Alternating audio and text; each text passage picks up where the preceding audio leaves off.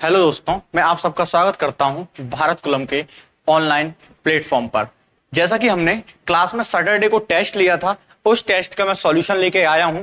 आपको जो टेस्ट में जो आपको टेस्ट पेपर मिला है उसमें एक क्यूआर कोड दिया गया है। उस क्यूआर कोड को आप स्कैन करोगे तो आपको ये सॉल्यूशन देखने को मिलेगा। हम बात करते हैं कि हमारा पहला क्वेश्चन क्या था। ध्यान से देखना है हमें, सारे क्वेश्चनों पे हम देखते हैं कि भाई हमारा क्या आंसर होगा। सारे क्वेश्चन अच्छे हैं, आरआरबी और स्टेट एग्जाम जैसे पीसीएस वगैरह में आए हुए क्वेश्चन हैं।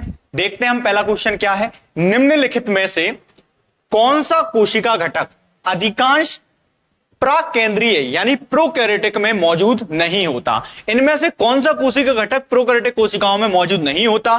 कोशिका द्रव, केंद्रक झिल्ली, कोशिका भित्ति या राइबोसोम। तो आप जानते हैं कि दो प्रकार की कोशिकाएं होती हैं, एक प्रोकैरियोटिक कोशिका और एक यूकैरियोटिक। एक प्रोकैरियोटिक और एक यूकैरियोटिक, दो प्रकार की कोशिकाएं होती हैं, एक प्रोकैरियोटिक और एक यूकैरियोटिक कोशिकाएं होती हैं।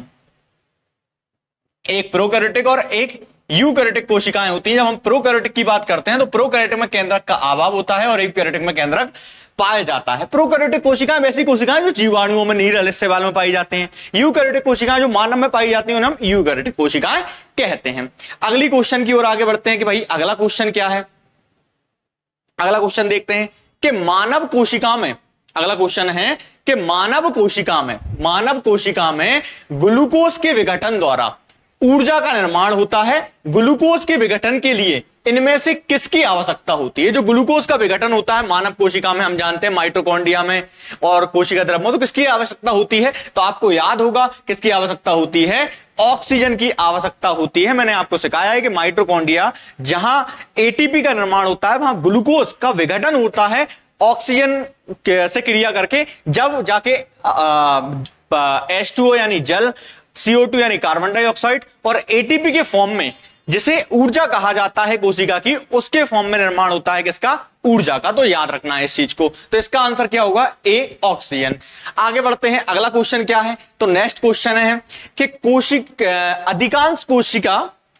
अधिकांश कोशिकीय प्रक्रिया के लिए ऊर्जा की मुद्रा क्या होती है। तो ये क्वेश्चन अभी मैंने आपको बताया वही है। अधिकांश कोशिका प्रक्रियाओं के लिए कि कोशिका की ऊर्जा मुद्रा कौन सी है। तो आप जानते हैं क्या होती है, एटीपी होती है, एडिनोसिन ट्राइफॉस्फेट, और इसका निर्माण होता है माइटोकॉन्ड्रिया में। मैंने आपको सिखाया है कि भाई जो हमारे शरीर में कोशिका की जो ऊर्जा होती है उसे हम एटीपी में क्या करते हैं, व्यक्त करते हैं। अगला क्वेश्चन देखते हैं भाई, अगला क्वेश्चन क्या है। अगला क्वेश्चन क्या है, कोशिका में 6 कार्बन वाले अणु, कोशिका में कितने कार्बन वाले अणु, 6 कार्बन वाले अणु। ग्लूकोज के 3 अणु पायरोवेट में विघटन की प्रक्रिया को क्या कहा जाता है, सॉरी कहां पर होती है, प्रक्रिया कहां होती है। कोशिका में 6 कार्बन वाले जो अणु होते हैं ग्लूकोज के, वो 3 कार्बन वाले अणु पायरोवेट में विघटन की प्रक्रिया कहां पर होती है। तो आप जानते हैं यह प्रक्रिया जो आपको देखने को मिलती है वो कहां पर देखने को मिलती है, कोशिका द्रव में देखने को मिलती है। मैंने दो चीजें आपको बताई थी क्लास में, एक ग्लाइकोलाइसिस चक्र और एक पढ़ाया था मैंने क्रेब्स चक्र। क्रेब्स चक्र की जो प्रक्रिया होती है वो माइटोकॉन्ड्रिया में होती है, जिसमें हमें ऑक्सीजन की आवश्यकता होती है, और जो ग्लाइकोलाइसिस वाली जो प्रक्रिया होती है वो कहां होती है, कोशिका द्रव में होती है। अर्थात इसका आंसर क्या होगा, कोशिका द्रव होगा। दोनों प्रक्रियाएं मैंने बड़ी डिटेल में आपसे चर्चा की है ऑफलाइन क्लास में, तो आप वहां पर आप पढ़ोगे तो आपको ये चीज सीखने को मिलेंगी। प्रोकैरियोटिक राइबोसोम की उप इकाई संरचना क्या है। 5वां क्वेश्चन है, प्रोकैरियोटिक जो कोशिका होती है उसमें राइबोसोम की उप इकाइयों की संरचना क्या होती है। आप जानते हैं कि हमारी दो प्रकार की कोशिकाएं, फिर से देखो, एक प्रोकैरियोटिक और एक यूकैरियोटिक, और इन कोशिकाओं में अलग अलग प्रकार के राइबोसोम पाए जाते हैं। हम जानते हैं कि हमारे जो राइबोसोम होते हैं वो दो प्रकार के होते हैं, एक 80S होता है और एक होता है 70S। एक कितना होता है, 80S होता है और एक 70S। आप जानते हैं जो 70S होता है वो प्रोकैरियोटिक में पाया जाता है और जो 80S होता है वो यूकैरियोटिक में पाया जाता है। हम बात करें इन उप इकाइयों में कैसे तोड़ा जाता है, तो प्रोकैरियोटिक की जो उप इकाइयां होती हैं वो 50S और 30S होती हैं, और जो यूकैरियोटिक की जो इकाइयां होती हैं वो कितनी होती हैं। तो आप जानते हैं यूकैरियोटिक की जो इकाइयां होती हैं वो 50, सॉरी क्लीन करने का रेजर का ऑप्शन नहीं है, यहां पर रेजर का ऑप्शन नहीं है, कैसे हटेगा ये, पूरा ये अपन हटा देते हैं, कुछ क्लीन हो गया। यहाँ ध्यान से देखो, एक बार बता देता हूं मैं। हम बात करें कि हमारे दो प्रकार की कोशिकाएं होती हैं, एक होते हैं हमारे राइबोसोम दो प्रकार के होते हैं, एक होते हैं 80S और एक होते हैं 70S। मैंने सिखाया है कि भाई 80S की दो इकाइयां होती हैं 60S और 40S, और 70S की दो इकाइयां होती हैं 50S और 30S। तो जो 70S जो पाए जाते हैं वो प्रोकैरियोटिक में पाए जाते हैं, और 80S जो पाए जाते हैं वो किसमें पाए जाते हैं, यूकैरियोटिक में पाए जाते हैं। तो इसका जो आंसर होगा वो प्रोकैरियोटिक की पूछ रहा है, तो प्रोकैरियोटिक की जो उप इकाइयां होती हैं वो 70 और 80 होती हैं। इसका आंसर क्या होगा, 50 और 30 होगा। क्या आंसर होगा, 50 और 30 इसका क्या होगा, आंसर होगा। तो याद रखना, प्रोकैरियोटिक राइबोसोम में दो प्रकार की इकाइयां पाई जाती हैं 70S। आप कमेंट बॉक्स में बताना कि एस का मतलब क्या है, जो एस है इसका मतलब क्या होता है। चलो नेक्स्ट क्वेश्चन की ओर बढ़ते हैं कि भाई नेक्स्ट क्वेश्चन क्या है। 5 क्वेश्चन हमने कर लिए हैं, अगला क्वेश्चन क्या है, छठवां। तो छठवें क्वेश्चन की बात करें, यहां आपको दिखाई दे रहा होगा छठवां क्वेश्चन। तो छठवां क्वेश्चन जो है, जब एटीपी में टर्मिनल फॉस्फेट लिंकेज को जल के उपयोग द्वारा तोड़ा जाता है तो कितनी ऊर्जा मुक्त होती है, कितनी ऊर्जा मुक्त होती है, ये सारी चीजें मैंने आपको बताई हैं। सी, इसका आंसर क्या होगा, सी, 30.5 किलो मोल ऊर्जा क्या होती है, व्यक्त होती है। मैंने कैलोरी में बताई है, कैलोरी से उन्होंने किसमें कन्वर्ट किया है, मूल में कन्वर्ट किया है। याद रखना, किसमें कन्वर्ट किया है, मूल में कन्वर्ट किया है। क्लियर है, तो इसका आंसर होगा ऑप्शन नंबर सी। आगे बढ़ते हैं, अगला क्वेश्चन देखते हैं। भाई अगला जो क्वेश्चन है वो है हमारा 7वां क्वेश्चन। ध्यान से पढ़ो इस क्वेश्चन, बड़ा सिंपल सा क्वेश्चन है। क्या क्या बोल रहा है क्वेश्चन हमसे कि कौन सा कोशिकांग विषाक्त पदार्थ और औषधियों के जहरीले प्रभाव को खत्म करता है। तो आपको मैंने बताया है कि जो हमारा अंतः प्रदब्ध जालिका होती हैं एंडोप्लाज्मिक रेटिकुलम, दो प्रकार की होती हैं। एक होती है रफ एंडोप्लाज्मिक रेटिकुलम, मतलब खुदरी अंतः प्रदब्ध जालिका। खुदरी क्यों कहा जाता है, क्योंकि इस पर राइबोसोम उपस्थित होता है। जिस पर राइबोसोम उपस्थित नहीं होता उसे कहा जाता है स्मूथ एंडोप्लाज्मिक रेटिकुलम। तो जो इन दोनों के अलग अलग कार्य होते हैं, जैसे रफ एंडोप्लाज्मिक रेटिकुलम यहां पर जो प्रोटीन का संश्लेषण करती है, और जो हमारी स्मूथ एंडोप्लाज्मिक रेटिकुलम है ये लिपिड्स का संश्लेषण अर्थात वसा का संश्लेषण करती है। लेकिन हमने सिखाया है कि जो आपको SER जो होती है ये यकृत में जब पहुंचती है, यकृत में जब यकृत की कोशिकाओं में ये पाई जाती है तो ये विष का निराविषीकरण करती है, जहरीले प्रभाव को क्या करती है, खत्म करती है। किसमें, हमारे यकृत में। वही फंक्शन आपसे यहां पूछा गया था।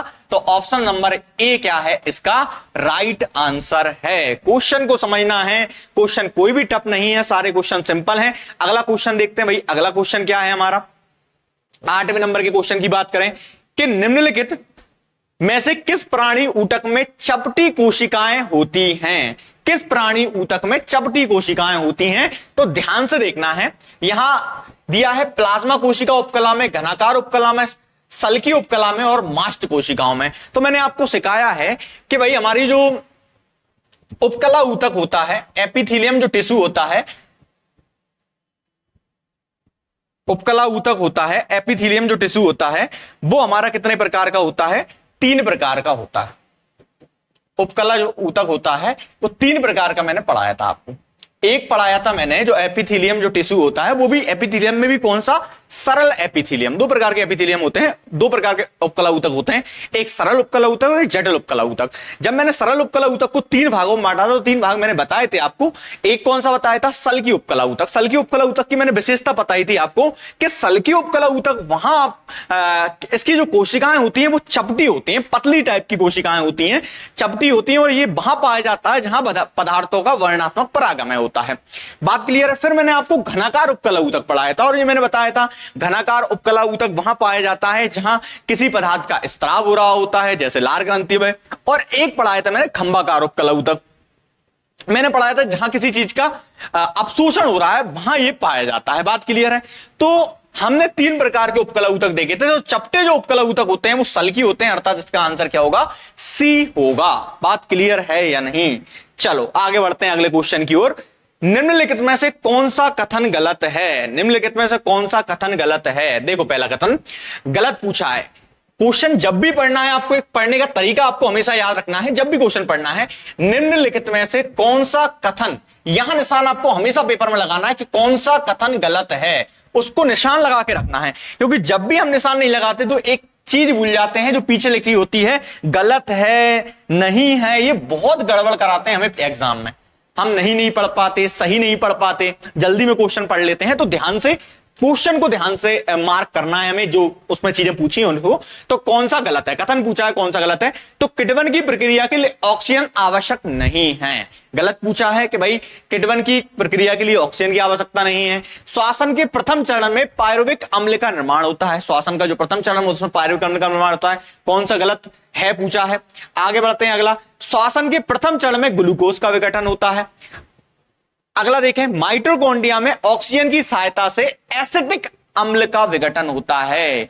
याद रखना है, एसिटिक अम्ल का विघटन ऑक्सीजन नहीं करता माइटोकॉन्ड्रिया में। ऑक्सीजन की जो क्रिया होती है माइटोकॉन्ड्रिया में, वो ग्लूकोज से होती है। किससे होती है? ग्लूकोज से होती है। ग्लूकोज क्रिया करता है ऑक्सीजन से, और जो रिजल्ट हमें मिलता है वो मैंने आपको बताया है कि जल के अणु मिलते हैं, कार्बन डाइऑक्साइड मिलती है, और एटीपी के फॉर्म में हमें क्या मिलती है? ऊर्जा मिलती है। मैंने बताया है कि जो टोटल एटीपी जो कोशिका में बनती है, टोटल एटीपी कोशिका में बढ़ती है 38 एटीपी। इनमें से जो माइटोकॉन्ड्रिया में बनती है वो 36 एटीपी बनती है, और जो बची शेष 2 एटीपी है वो हमारी कोशिका द्रव में बनती है। बात क्लियर है? तो इस प्रकार इसका आंसर होगा ऑप्शन नंबर डी, यहां एसिटिक अम्ल का विघटन नहीं होता। बात क्लियर है? आगे बढ़ते हैं अगले क्वेश्चन की ओर। अगला क्वेश्चन क्या है हमारा, तो ध्यान से देखना है, 11 नंबर का क्वेश्चन है। तो 11 नंबर का क्वेश्चन नहीं, 10वें नंबर का क्वेश्चन है। तो यहां पहले क्वेश्चन पढ़ लेते हैं, फिर हम आगे बढ़ेंगे। देखो यहां ध्यान से देखो, क्वेश्चन क्या बोला है, केशुरुकियों की यकृत कोशिका, कौन सी कोशिका? यकृत कोशिका, स्मूथ एंडोप्लाज्मिक द्वारा कौन सा महत्वपूर्ण कार्य किया जाता है? अभी 2 मिनट पहले मैंने आपको बताया कि जो यकृत पे जो कोशिकाएं पाई जाती हैं, कौन से, मतलब यकृत पे जो एंडोप्लाज्मिक रेटिकुलम पाया जाता है, यकृत की कोशिका में जो एंडोप्लाज्मिक रेटिकुलम पाया जाता है, उसका जो काम होता है वो होता है औषधियों और विष का निराविषीकरण करना। मैंने बताया है कि भाई जो एंडोप्लाज्मिक रेटिकुलम उसके 2 टाइप हैं, एक रफ एंडोप्लाज्मिक रेटिकुलम और एक smooth endoplasmic reticulum. Rough endoplasmic reticulum protein का संश्लेषण करता है, और स्मूथ एंडोप्लाज्मिक रेटिकुलम लिपिड का संश्लेषण करता है, वसा का। लेकिन मैंने आपको यहीं एक नोट पॉइंट बकायदा लिखवाया था स्टार करके, कि ये जब यकृत कोशिका में पाया जाएगा, यकृत कोशिकाओं में, कौन? स्मूथ एंडोप्लाज्मिक रेटिकुलम, तो ये याद रखना है, स्मूथ एंडोप्लाज्मिक रेटिकुलम का अपना अलग काम हो जाएगा औषधियों का विष का निराविषीकरण। और आपने पढ़ा होगा, जाना होगा कि अगर कोई व्यक्ति जहर खाता है या कोई विष पदार्थ ग्रहण कर लेता है आत्महत्या करने की दृष्टि से या कोई काम करने की दृष्टि से, तो उससे क्या होता है, जो हम डॉक्टर वगैरह जो पोस्टमार्टम करते हैं तो यकृत से ही पदार्थ प्राप्त करते हैं कि भाई किस पदार्थ से इसकी मृत्यु हुई है। तो याद रखना है, तो औषधियों और विष का निराविषीकरण करने के लिए यकृत पे क्या पाया जाता है, उसकी कोशिकाओं में एंडोप्लाज्मिक रेटिकुलम पाया जाता है। बहुत अच्छे से याद रखना है। बच्चे ये लगाकर आ गए तो क्यों लगाया है वो ध्यान रखना है, इसको लगाना है ऑप्शन नंबर ए को। अगला क्वेश्चन देखते हैं भाई, अगला क्वेश्चन क्या है। सारे क्वेश्चन बहुत इंपोर्टेंट हैं, सारे क्वेश्चन परीक्षाओं में पूछे गए हैं। स्लाइडन और स्वान द्वारा दिया गया कोशिका सिद्धांत। आपको पता है कि 2 वैज्ञानिक हुए हैं, स्लाइडन और स्वान। इन्होंने कोशिका सिद्धांत दिए, एक वनस्पति वैज्ञानिक थे और एक जंतु वैज्ञानिक थे। दोनों ने, एक ने पादप पर अपना कोशिका सिद्धांत को विचार प्रस्तुत किया और एक ने जंतुओं पर अपना कोशिका सिद्धांत प्रस्तुत किया। उन दोनों की बात कर रहे हैं, एक स्लाइडन और स्वान की।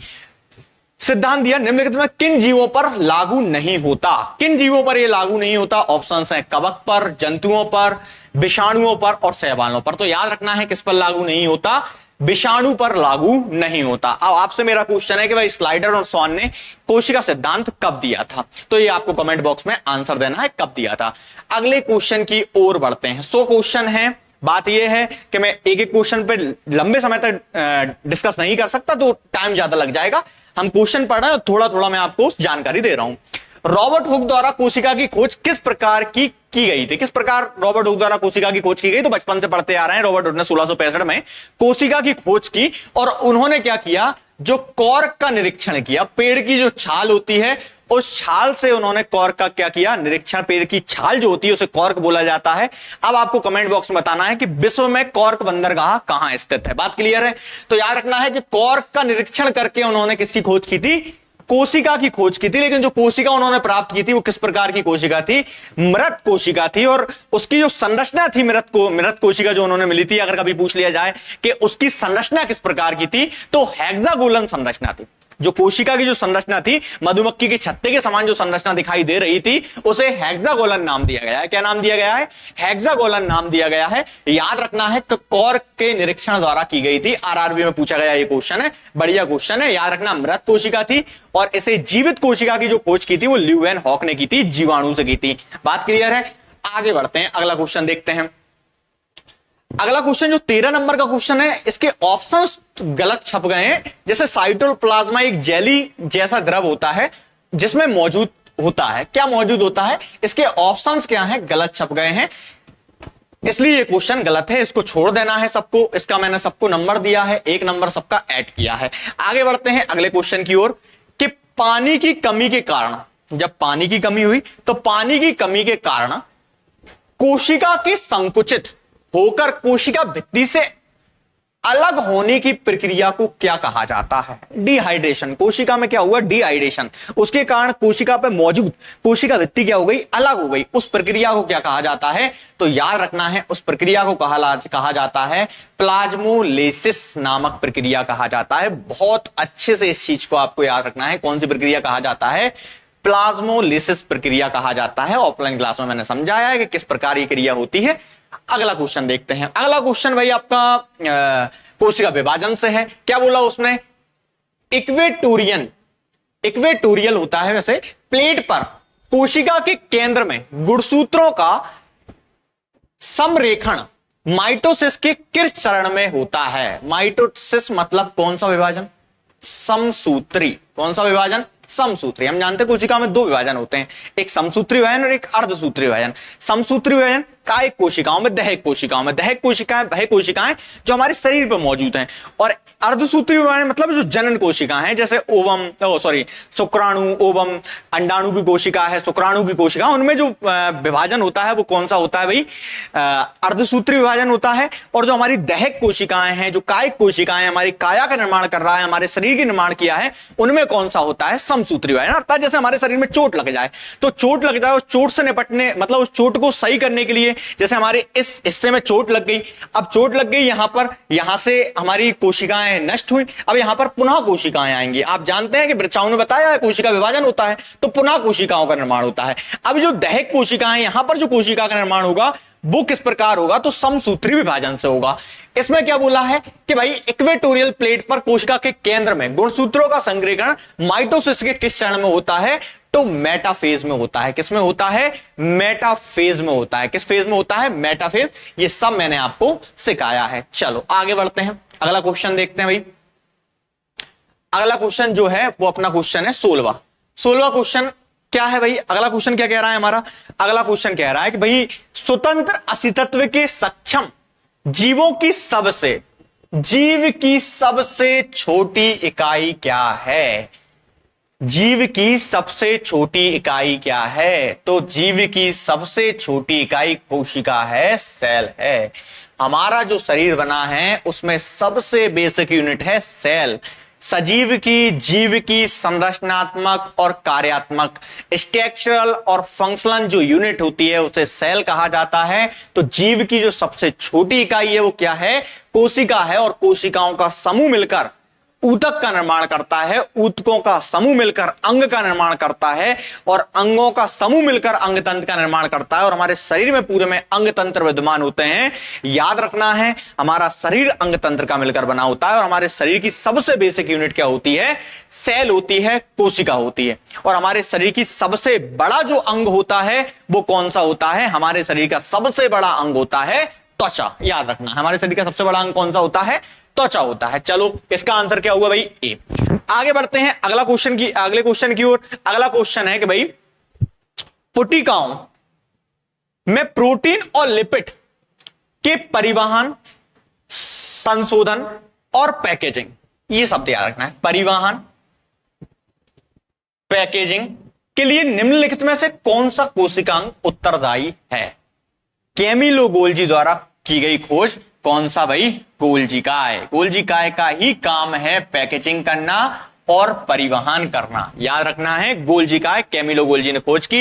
ये आपको मैंने पढ़ाया ही है कि भाई जो खुदरी कोशिकाएं होती हैं ये किसका निर्माण करती हैं? ये करती हैं भाई हमारा राइबोसोम का निर्माण। इन पर राइबोसोम पाए जाते हैं। प्रोटीन का निर्माण किसका? प्रोटीन का, क्योंकि इन पर क्या मौजूद होते हैं? Ribosome.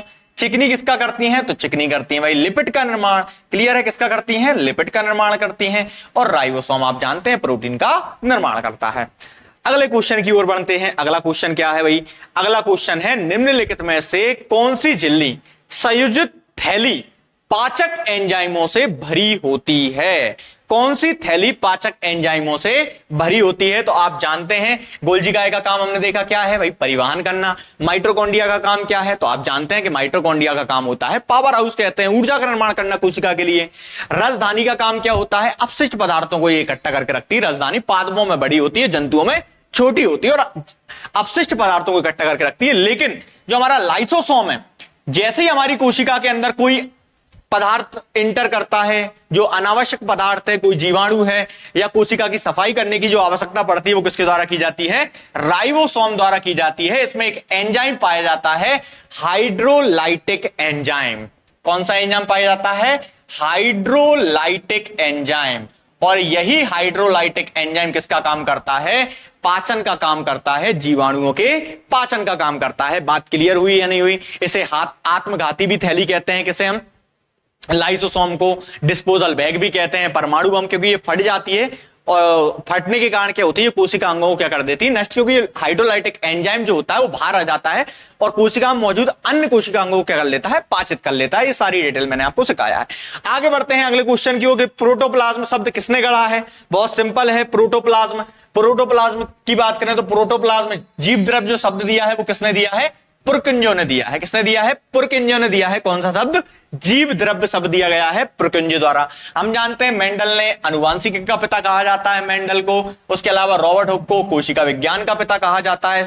Cytology, father of cytology किसे कहा जाता है? रॉबर्ट हुक को कहा जाता है। और मेंडल किसे कहा जाता है? मेंडल को किस क्या कहा जाता है? अनुवांशिकी का पिता कहा जाता है। अगला क्वेश्चन देखते हैं भाई। अगला क्वेश्चन क्या है? तो अगला क्वेश्चन आपके सामने है, निम्नलिखित में से कौन सा कथन असत्य है? सत्य नहीं, क्या है? असत्य है। मैं अभी बोल रहा हूं, इसी तरीके से क्वेश्चन पढ़ना है आपको। पहला, पादप कोशिकाएं।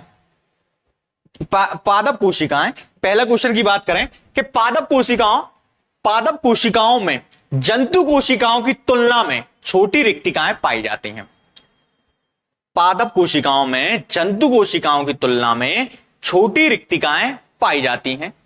पादप कोशिकाएं समानतः जंतु कोशिका से बड़ी होती हैं। हाँ, पादप कोशिकाएं जंतु कोशिका से बड़ी होती हैं। जंतु कोशिकाओं में लवक नहीं पाए जाते। हाँ, जंतु कोशिकाओं में लवक नहीं पाए जाते, ये बात भी सही है भाई, जंतु कोशिकाओं में लवक नहीं पाए जाते। इसके अलावा चौथा ऑप्शन क्या है हमारा? पादप कोशिकाओं में कोशिका भित्ति पाई जाती है, जबकि जंतु कोशिकाओं में नहीं पाई जाती। ध्यान से देखना है, पादप कोशिकाओं में कोशिका भित्ति पाई जाती है कोशिका भित्ति भाई, पादप कोशिकाओं में कोशिका भित्ति पाई जाती है, जबकि जंतु कोशिकाओं में कोशिका भित्ति नहीं पाई जाती। इस प्रकार इसका जो आंसर होगा वो क्या होगा? ऑप्शन नंबर 1, क्योंकि हम जानते हैं कि जो भाई पादप कोशिकाओं में जंतु कोशिकाओं की तुलना में छोटी रिक्तिकाएं होती हैं। हम जानते हैं कि भाई हमारी जो पादप कोशिका है, इस पादप कोशिका का लगभग 90% भाग किसका बना होता है? 90% भाग किसका बना होता है भाई? रिक्तिकाओं का बना होता है। अर्थात रिक्तिकाएं बड़ी होती हैं किसमें? पादप कोशिकाओं में। किसकी अपेक्षा? जंतु कोशिकाओं की अपेक्षा। चलो आगे बढ़ते हैं, अगला क्वेश्चन देखते हैं भाई। अगला क्वेश्चन क्या है? Question number 21। क्वेश्चन नंबर 21 क्या है? तो क्वेश्चन नंबर 21 है, निम्नलिखित में से कौन सा तरल पदार्थ आंत से अवशोषित वसा को ग्रहण करता है और अतिरिक्त द्रव को अतिरिक्त कोशिकीय स्थान से वापस रक्त में ले जाता है। तो ये काम करता है कौन? लसिका का ये क्या होता है? काम होता है। बात क्लियर है? आगे बढ़ते हैं भाई। निम्नलिखित में से अर्धसूत्रण, मतलब अर्धसूत्री वाइन की बात कर रहा है, अर्धसूत्रण के लिए कौन सा कथन सत्य नहीं है? पहला क्वेश्चन, अर्धसूत्रण 2 चरणों में होता है। तो भाई 2 चरणों में ही होता है अर्धसूत्री वाइन, मैंने पढ़ा है कि प्रथम चरण और द्वितीय चरण जनन कोशिकाओं में होता है, युग्मक का निर्माण करता है। देखो, अर्धसूत्रण के परिणाम स्वरूप परिणामी कोशों में गुणसूत्रों की संख्या 2 गुनी हो जाती है। कितनी गुनी हो जाती है? 2 गुनी नहीं होती, 4 गुनी होती है। मतलब मैंने सिखाया है आपको कि भाई जो अर्धसूत्री विभाजन है उससे एक सेल से, जो एक सेल होती है उस एक सेल से, अर्धसूत्री विभाजन में एक सेल से 4 सेलों का निर्माण होता है। एक सेल से 4 सेलों का निर्माण होता है। 4 सेलों का क्या होता है? निर्माण। और गुणसूत्रों की बात करें तो 2 गुणसूत्र अगर हैं तो गुणसूत्र कैसे हो जाएंगे? आधे हो जाएंगे, 1 रह जाएगा। 4 हैं तो कितने रह जाएंगे? 2 रह जाएंगे। 6 हैं तो कितने रह जाएंगे? 3। याद रखना है, इस प्रकार होता है। 12 हैं तो कितने रह जाएंगे? 6। मतलब जो हमारा अर्धसूत्री विभाजन है उसमें गुणसूत्रों की संख्या कैसी हो जाती है? आधी हो जाती है अर्धसूत्री विभाजन गुणसूत्रों की संख्या। और ये कह रहा है अर्धसूत्री के परिणाम स्वरूप परिणामी कोशों में गुणसूत्रों की संख्या क्या हो जाती है? 2 गुनी। तो 2 गुनी नहीं होती, गुणसूत्रों की संख्या कैसी रह जाती है? आधी हो जाती है। कैसी हो जाती है? आधी। तो ऑप्शन नंबर पढ़ने की जरूरत नहीं है भाई, बी क्या है? गलत है। बात क्लियर है? तो ध्यान से क्वेश्चन पढ़ो और बात खत्म करो। सिंपल क्वेश्चन है, बाकी आप पढ़ोगे तो आपको जानकारी मिलेगी कि भाई क्या बोल रहा है, और पढ़ लेना आप घर पे आराम से बैठे, टाइम लगेगा। किस कोशिका अंगों को कोशिका का मास्टर कहा जाता है? कोशिका का क्या कहा जाता है? मास्टर। कोशिका अंग को मास्टर, नाभिक को, क्योंकि पूरा नियंत्रण, मैनेजर नाभिक को कहा जाता है। कोशिका का मैनेजर भी कैसे कहा जाता है? नाभिक को कहा जाता है। कोशिका पर नियंत्रण कौन रखता है? भाई नाभिक रखता है कोशिका के पर नियंत्रण। अगला क्वेश्चन क्या है? किस कोशिका में मौजूद सबसे बड़ा कोशिकांग कौन सा है? सबसे बड़ा कोशिकांग, कोशिका में मौजूद सबसे बड़ा कोशिकांग, ऑप्शन देख के लगाना है। वैसे तो अपन डायरेक्ट बोले तो भाई नाभिक होता है, ऑप्शन देख लो पहले एक बार, क्या है ऑप्शन दिए गए? अंतःप्रतोजालिका, नाभिक, गोल्जिकाए और माइटोकॉन्ड्रिया। तो याद रखना है कि भाई कौन सा होता है? नाभिक होता है। अब आपको कमेंट करना है कि कोशिका अंग कौन सा सबसे छोटा होता है। सबसे बड़ा नाभिक है और सबसे छोटा कौन सा है? कोशिका अंग। चलो, शरीर में लगी चोट की मरम्मत के लिए किस प्रकार की सेल विभाजन का प्रयोग किया जाता है? मैंने शुरू में ही बता दिया भाई, शरीर में चोट लगेगी तो कौन सा? समसूत्रण विभाजन, क्योंकि ये भाई किसमें होता है? कायिक कोशिकाओं में, दैहिक कोशिकाओं में होता है, और अर्धसूत्री जनन कोशिकाओं में होता है। अगला क्वेश्चन देखते हैं भाई। अगला क्वेश्चन क्या है? 27वां, निम्नलिखित में से कौन सा एक कोशिका अधिक मात्रा में होने वाला अणु है? कोशिका में कौन सा अधिक मात्रा में पाया जाता है? भाई कोई सा भी क्या पाया जाता है? भाई जल पाया जाता है। कोशिका के अंदर सबसे अधिक मात्रा में क्या पाया जाता है? जल पाया जाता है। अगला क्वेश्चन देखते हैं भाई, पौधों को ऊर्जा की कम आवश्यकता क्यों होती है? पौधे को ऊर्जा की कम आवश्यकता क्यों होती है? ऑप्शन देख लो। क्योंकि उनमें अत्यधिक मृत कोशिकाएं पाई जाती हैं, क्योंकि वे केवल ऊंचाई में बढ़ते हैं, क्यों से अपना भोजन स्वयं बनाते हैं, क्योंकि वे ऑक्सीजन का उत्पादन करते हैं। वो पूछ रहा है कि भाई पौधों को ऊर्जा की कम आवश्यकता क्यों होती है? तो उसका कारण, एक तो पौधे चलते फिरते नहीं है, हम जो जंतु हैं हम क्या करते हैं? एक जगह से दूसरी जगह विचरण करते हैं। पौधे ऐसा नहीं करते, पौधे स्थायी रहते हैं। हम में जीवित कोशिकाएं हैं, लेकिन पौधों में अधिकांशतः मृत कोशिकाएं पाई जाती हैं। तो क्योंकि उनमें अत्यधिक मृत कोशिकाएं पाई जाती हैं, इसलिए उनमें ऊर्जा की आवश्यकता ज्यादा नहीं होती, और हम में जीवित कोशिकाएं पाई जाती हैं, इसलिए अधिक ऊर्जा की आवश्यकता होती है। अगला क्वेश्चन देखो, पादप कोशिकाओं में कोशिका भित्ति क्यों पाई जाती है? भाई पादप कोशिकाओं में कोशिका भित्ति क्यों पाई जाती है? मैंने बताया कि भाई बाहरी जो आवरण है, पर्यावरण परिवर्तन हो रहा है, लगातार प्रदूषण बढ़ रहा है, क्लाइमेट चेंज की समस्या भारत में बहुत बड़ी बनी हुई है, और एक भारत बहुत बड़ा देश है।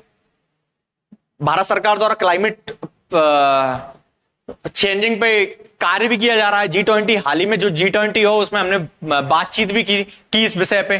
तो जो पर्यावरणीय कारक जो हैं, क्योंकि कोशिका भित्ति में विभिन्न पर्यावरणीय कारकों से पादप कोशिकाओं की क्या होती है, रक्षा होती है। जो पर्यावरणीय कारक हैं, क्योंकि हम में क्या है, ठंड सर्दी सभी के अनुकूल होने की कैपेसिटी है मानव में, लेकिन यहां क्या होता है, पादपों में प्रदूषण बढ़ रहा है भाई, वातावरण प्रदूषित हो रहा है। तो इन चीजों से पादपों की रक्षा कौन करेगा? तो इसके लिए क्या बनाई दी गई, कोशिका भित्ति, इससे उनकी कोशिकाएं ज्यादा प्रभावित ना हो। तो इस बात को आपको याद रखना है। अगला क्वेश्चन देखते हैं भाई, 29 के बाद 30वां क्वेश्चन आता है। 30वां क्वेश्चन क्या है?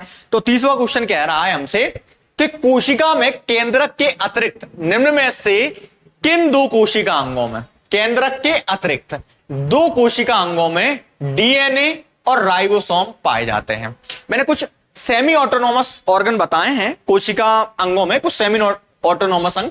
जैसे मैंने बताया था भाई, केंद्रक क्या है, सेमी ऑटोनोमस, पूरा नियंत्रण ही केंद्रक करता है। दूसरा कौन सा स्थान आता है भाई, माइटोकॉन्ड्रिया का आता है। किसका आता है, माइटोकॉन्ड्रिया का। और तीसरा जो ऑप्शन आता है वो मैंने पढ़ाया था आपको, हरित लवक का। किसका आता है, हरित लवक का। हरित लवक मैंने लवक बताए थे, लवक में हरित लवक बता दिया था, लवक। तो याद रखना है, तो कौन कौन कहे जाएंगे, तो लवक और माइटोकॉन्ड्रिया, सॉरी लवक और माइटोकॉन्ड्रिया। तो इसका आंसर क्या होगा, ऑप्शन नंबर ए, लवक और माइटोकॉन्ड्रिया में। बात क्लियर है? चलो आगे बढ़ते हैं। अपशिष्ट उत्पादों को पादप कोशिका के अंदर कहां संचित किया जाता है? अपशिष्ट उत्पाद, अपशिष्ट उत्पाद कैसे उत्पाद, अपशिष्ट उत्पाद। तो रसदानियों में क्या होते हैं, रिक्तिकाओं में ये क्या होते हैं, अपशिष्ट पदार्थ संकेंद्रित होते हैं। चलो बड़ा क्वेश्चन है, थोड़ा सा इसको ध्यान से पढ़ना है। जब आप किसी पादप कोशिका, कवक कोशिका या जीवाणु कोशिका को एक अत्यधिक तनुवाह माध्यम में रखते हैं, कैसे माध्यम में, अत्यधिक तनु, बहुत अच्छे से याद, कैसा, अत्यधिक तनुवाह माध्यम में रखते हैं, तो पादप कोशिकाएं या कवक कोशिकाएं जल को अवशोषित करेंगे। जल को क्या करेंगी, अवशोषित करेंगे, किंतु फटेंगी नहीं। कौन कौन सी कोशिका नहीं फटेंगी, पादप या कवक कोशिकाएं जल को अवशोषित करेंगी, लेकिन क्या नहीं करेंगी, फटेंगी नहीं। जबकि जंतु कोशिका फट जाएगी।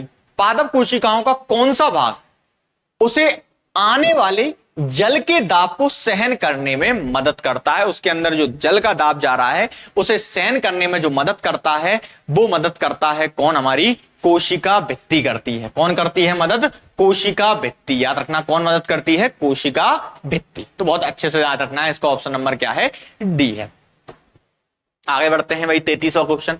निम्नलिखित में से कौन सा पादप, निम्नलिखित में से कौन सा पादप कोशिका में स्टार्च, प्रोटीन, तेल कणिकाओं का संग्रहण करता है? कौन सा पादप कोशिका में स्टार्च, प्रोटीन और तेल कणिकाओं का संग्रहण करता है? तो कौन सा करता है, आवर्णी लवक। कौन करता है, आवर्णी लवक, जो जड़ों में पाया जाता है वो इन सबको क्या करता है, संग्रहण करके रखता है। अगला क्वेश्चन, क्लोरोफिल में निम्नलिखित में से कौन सा तत्व विद्यमान होता है? तो क्लोरोफिल में क्या पाया जाता है, मैग्नीशियम पाया जाता है। क्लोरोफिल में क्या पाया जाता है, मैग्नीशियम पाया जाता है क्लोरोफिल में। बात क्लियर है? चलो अगला क्वेश्चन देखो, क्वेश्चन नंबर 35। निम्नलिखित में से कौन सा वर्णक फलों और सब्जियों के रंगों के निर्धारण के लिए जिम्मेदार है? कौन सा वर्णक फलों और सब्जियों के लिए निर्धारक का है? हीमोसाइनिन। हीमोसाइनिन की बात करें तो हीमोसाइनिन क्या करता है, रक्त को, एक तो रक्त में मौजूद होता है, याद रखना है, रक्त में, अपने रक्त में नहीं बता रहा हूं किनके रक्तों में, रक्त में। और एक रक्त को कैसा करता है, नीला करता है। जैसे हम बिच्छू के रक्त में बात करें, बिच्छू के रक्त में बात करें तो बिच्छू जो होता है, उस बिच्छू के रक्त में हमें जो देखने को मिलता है वो हीमोसाइनिन मिलता है। कौन मिलता है, हीमोसाइनिन। इसलिए बिच्छू का जो रक्त होता है वो नीला होता है, याद रखना है। आगे बात करें हम मायोसाइनिन, इंडोसाइनिन और एंथोसाइनिन, याद, इसका आंसर क्या होगा, एंथोसाइनिन्स। ये क्या करता है भाई, ये जो होता है फलों और सब्जियों को क्या प्रदान करता है, रंग प्रदान करता है। बहुत अच्छे से याद रखना है। चलो आगे देखते हैं, निम्नलिखित में से कौन सा ऊतक किडनी वक्रक नलिकाओं में भित्तियों का निर्माण करता है। जो हमारी वक्रक नलिकाएं हैं, जो किडनी की नलिकाएं हैं, उनमें अंदर की सतह कौन बनाता है? तो आपको बहुत अच्छे से याद होगा, एपिथेलियम ऊतक का ये काम होता है। अब मैंने एपिथेलियम के तुम्हें टाइप भी पढ़ा है, तो किस एपिथेलियम का होता है उसे कमेंट बॉक्स में आप बता देना कि कौन सा एपिथेलियम है सर। तो हमें इससे आपको बार बार याद होगा, कमेंट बॉक्स में आप करोगे, आंसर दोगे तो चीजें याद होंगी। चलो अगला देखते हैं। एक विशेष जंतु ऊतक द्वारा किए जाने वाले कुछ कार्यों का उल्लेख नीचे किया गया है। कौन क्या करता है भाई ऊतक? एक विशेष ऊतक बात कर रहे हैं। यह अंगों के अंदर अवकाश को भर देता है, मतलब अंगों के अंदर जो खाली स्थान है उसको भर देता है। यह आंतरिक अंगों को सहारा प्रदान करता है, ठीक है, सहारा देता है।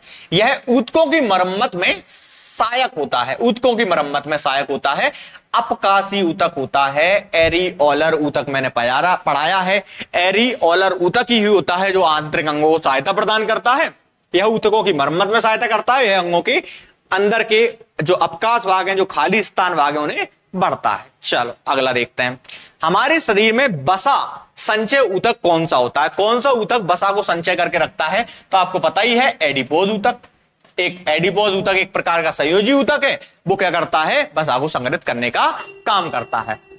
अरे यार, मैंने संयोजी ऊतक आपको पढ़ा है, कनेक्टिंग का काम करते हैं, शरीर में पूरे कनेक्ट है। जैसे रक्त क्या है? संयोजी ऊतक है। हड्डी क्या है? संयोजी ऊतक है।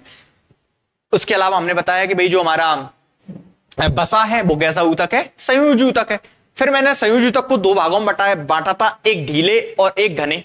जब ढीले पढ़ाए तो मैंने पढ़ाया था कि ढीले में कौन सा संयोजी ऊतक आता है? एरिओलर आता है। मैंने पढ़ाया था ना कौन सा आता है? एरिओलर। और एरिओलर के मैंने कार्य भी पढ़ा है कि भाई जो खाली स्थान है उनको भरने का काम करता है। क्या कर खाली स्थान को भरने का काम करता है, ये सब मैंने आपको बताया। आंतरिक अंगों को सहारा प्रदान करता है, बात क्लियर है, ये मैंने बताया। फिर आपको बताया घने में दो बताए, एक लिगामेंट और एक टेंडन। एक लिगामेंट पढ़ाया था और एक टेंडन। अगर याद हो तो लिगामेंट टेंडन का कार्य मुझे आप कमेंट बॉक्स में बताएं। आगे बढ़ते हैं भाई।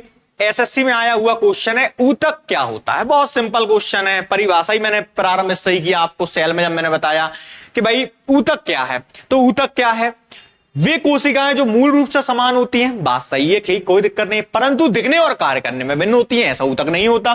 वे कोशिकाएं जो मूल रूप से भिन्न होती हैं, कोशिकाएं भिन्न होती हैं, वो ऊतक में निर्माण, समान कोशिकाओं का समूह ऊतक का निर्माण करता है। वे कोशिकाएं जो मूल रूप से दिखने में और कार्य करने में भिन्न होती हैं, नहीं, वे कोशिकाएं जो मूल रूप से दिखने में और कार्य करने में क्या होती हैं? समान होती हैं। वे कोशिकाएं जो मूल रूप से दिखने में यानी उनकी संरचना और कार्य करने में क्या होती हैं? समान होती हैं। मतलब समान कार्य और समान संरचना वाले कोशिकाओं का समूह किसका निर्माण करता है? ऊतक का क्या करता है? निर्माण करता है। बात क्लियर है या नहीं?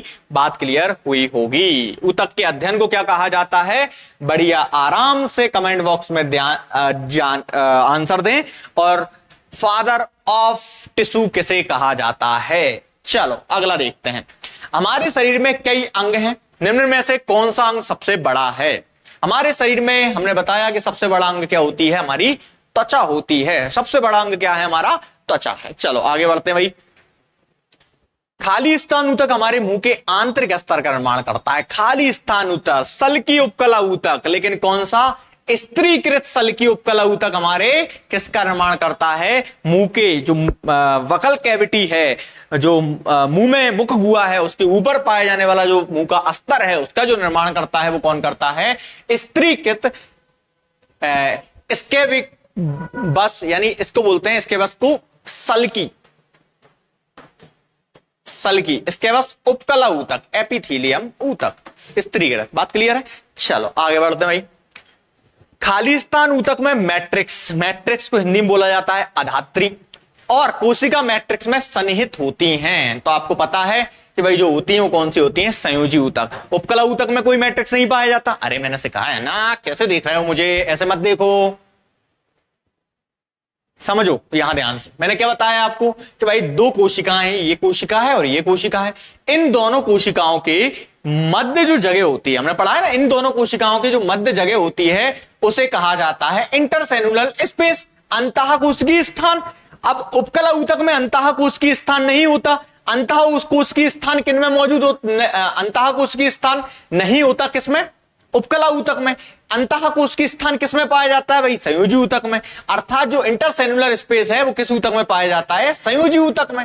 अब वही पूछ रहा है। और इस अंतः कोशिकीय स्थान को, इंटरसेल्युलर स्पेस को क्या कहा जाता है? मैट्रिक्स अर्थात अधात्री कहा जाता है। इस प्रकार इसका आंसर क्या होगा? संयोजी ऊतक होगा। सिंपल क्वेश्चन है भाई, सिंपल क्वेश्चन है। चलो आगे बढ़ते हैं। ऊतक के प्रकार, ऊतक के प्रकार ग्रंथियां बनाते हैं। ऊतक के प्रकार ग्रंथियां बनाते हैं। ऊतक के प्रकार ग्रंथियां बनाते हैं। तो बी में नहीं लिखा है उपकला ऊतक, लिखा है, ये लिखा है एपिथीलियम।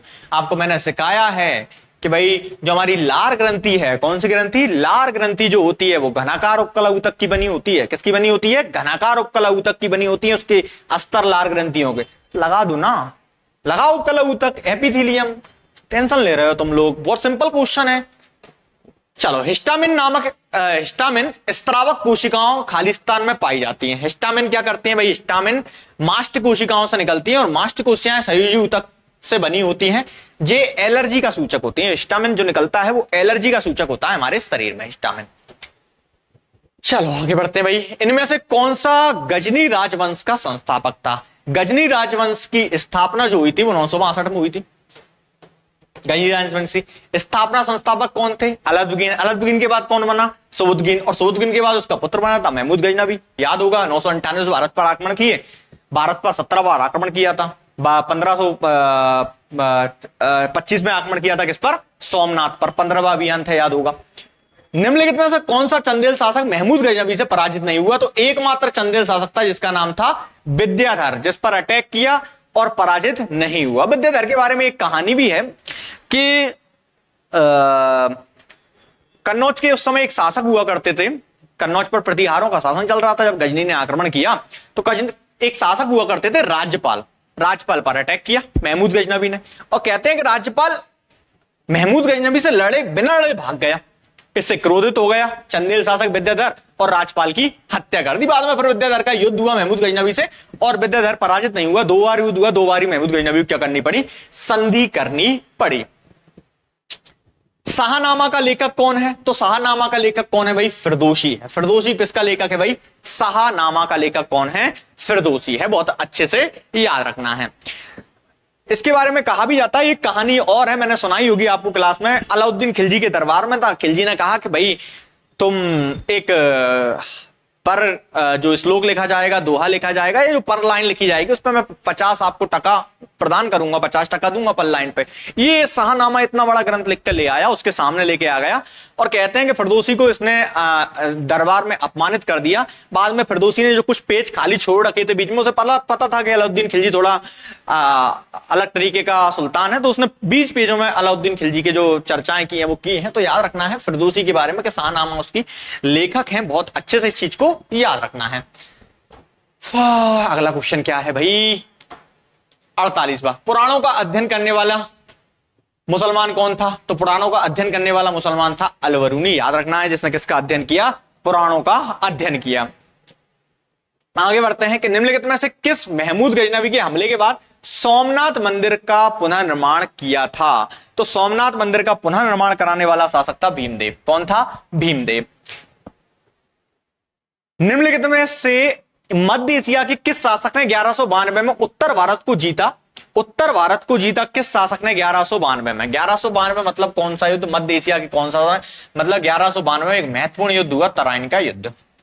तराइन का युद्ध हुआ, 2 लोगों के बीच में लड़ा गया था, पृथ्वीराज चौहान तृतीय याद रखना है और मोहम्मद गौरी याद रखना है। तो मोहम्मद गौरी ये युद्ध जीता था, सियाबुद्दीन मोहम्मद गौरी इसका क्या होगा? आंसर होगा। अगला क्वेश्चन क्या है कि भाई मोहम्मद गौरी को सबसे पहले किसने पराजित किया था? तो मोहम्मद गौरी को सबसे पहले पराजित माउंट आबू के युद्ध में किया गया था। किसके द्वारा पराजित? भीमदेव द्वितीय द्वारा मोहम्मद गौरी को माउंट आबू के युद्ध में क्या किया गया था? पराजित किया गया था। तभी ये वापस चला गया था, फिर बाद में इसने आक्रमण किए भारत पर। 52वां क्वेश्चन है, युद्ध जिसमें भारत में मुस्लिम शक्ति की स्थापना हुई। तो मुस्लिम शक्ति की स्थापना देखो, आप जानते हैं कि भाई तराइन का प्रथम युद्ध 1191 में हुआ, पृथ्वीराज चौहान तृतीय और मोहम्मद गौरी, जिसमें पृथ्वीराज चौहान ने मोहम्मद गौरी को पराजित कर दिया। मोहम्मद गौरी वापस चला गया। अगला अटैक करता है 1192 में, उसे नाम से जाना जाता है तराइन का द्वितीय युद्ध, और तराइन के द्वितीय युद्ध में पराजित हो जाता है कौन? पृथ्वीराज चौहान पराजित हो जाते हैं। तभी भारत में तुर्क सत्ता या हम बोले मुस्लिम शक्ति क्या होती है? स्थापित होती है। तो याद रखना है इस विषय को। आपको आगे बढ़ते हैं। निम्नलिखित नामों को कालानुक्रम में व्यवस्थित करें व नीचे दिए गए कूट से सही उत्तर प्राप्त करें। चलो भाई देखते हैं। पहले हम बात करें तो कौन आया? महमूद गजनवी। फिर आया कौन? मोहम्मद गौरी। फिर कौन आया? मोहम्मद गौरी। फिर किसका आक्रमण हुआ? चंगेज खां का। और फिर कौन आया? तैमूर। चंगेज खां मंगोल था, महमूद गजनवी ने आक्रमण किया भाई गजनी वंश का, और मोहम्मद गौरी आपको याद 1178, ये तो बाद में ही है, ये तो 998 के आसपास 1001 में पहला आक्रमण भारत पर किया था। तैमूर ने जो आक्रमण किया था वो 1398 में किया था भारत पर। इसके बाद ही दिल्ली सल्तनत पूरा डगमगा गई थी। तो ऑप्शन देख लो क्या होने चाहिए। पहले 2 होना चाहिए, फिर 3 होना चाहिए, फिर 1 और फिर 4। देखो 2 3 1 4, ऑप्शन नंबर क्या है? B right answer. चलो अगला क्वेश्चन देखते हैं भाई। अगला क्वेश्चन क्या है? तो अगला क्वेश्चन है मोहम्मद गौरी। अगला क्वेश्चन है कि मोहम्मद गौरी के किस दास ने बंगाल एवं बिहार के पर विजय प्राप्त की थी? तो बख्तियार खिलजी था। याद रखना है गौरी का ही दास हुआ करता था बख्तियार खिलजी।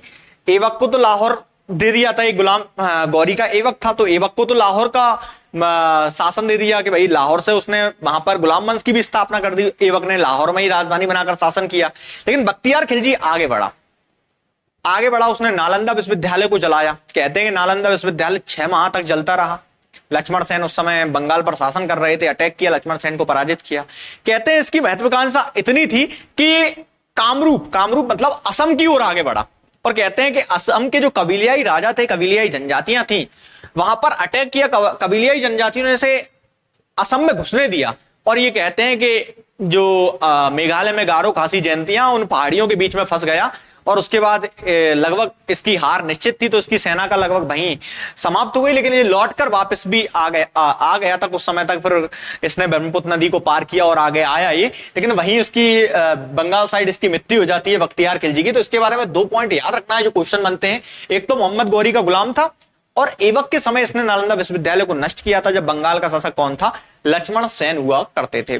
निम्नलिखित में से किसने, अगला क्वेश्चन है, निम्नलिखित में से किसने दिल्ली को सल्तनत की राजधानी के रूप में स्थापित किया? मैंने बताया कि भाई जो एवक था जिसने गुलाम वंश की स्थापना की, उसने लाहौर को राजधानी बनाकर शासन किया, और लाहौर में ही 1210 में इसकी मृत्यु हो जाती है। पोलो खेलते समय घोड़े से गिरकर मृत्यु हो जाती है। लेकिन इसके बाद जो शासक बनता है वो इसका पुत्र बनता है आराम शाह अयोग्य था, अयोग्य शासक था, लेकिन उसे हटाने के बाद शासक बनता है इल्तुतमिश।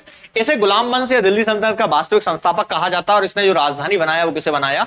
दिल्ली को इसने क्या बनाया? राजधानी बनाया। इल्तुतमिश के बारे में याद रखना है आपको।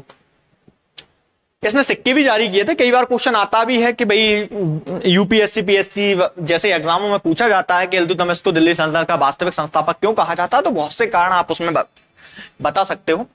गुलामों का गुलाम किसे कहा जाता है? भाई गुलाम का गुलाम हम जानते हैं कि भाई गौरी का गुलाम कौन था? तो गौरी का गुलाम एवक था, और एवक का गुलाम कौन था? इल्तुतमिश। बर्नी लिखता भी है, कहता है कि भाई एवक जो कहता था कि एवक का कहना था कि भाई जिस प्रकार मैं गौरी के लिए था उसी प्रकार मेरे लिए कौन है? इल्तुतमिश है। ऐसा उसने एक कोड भी दिया, मतलब वक्तव्य भी कहा गया है एवक द्वारा। तो इसे कहा जाता है, इल्तुतमिश को गुलाम कहा जाता है। चंगेज खान का मूल नाम क्या? तो चंगेज खान मंगोल था, और इसका मूल नाम था तेमुचिन इसका मूल नाम था चंगेज खान का। क्लियर है? और चंगेज खान से ही रक्षा की थी इल्तुतमिश ने भारत की। एक बार अटैक किया गया था दिल्ली सल्तनत पर, अटैक होने वाला था क्योंकि एक ख्वारिज्म साम्राज्य के एक शासक थे जलालुद्दीन मंगवानी। जब मंगोलों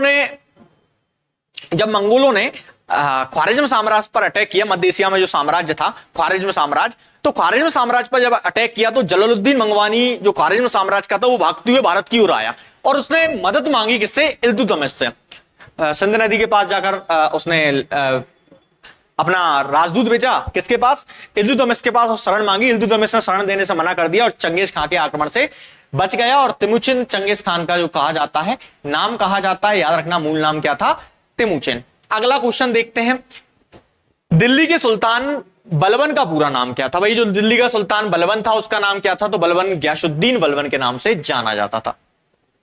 निम्नलिखित सुल्तानों में से किसने गढ़मुक्तेश्वर की मस्जिद की दीवारों पर अपने शिलालेखों में स्वयं को खलीफा का सहायक कहा है।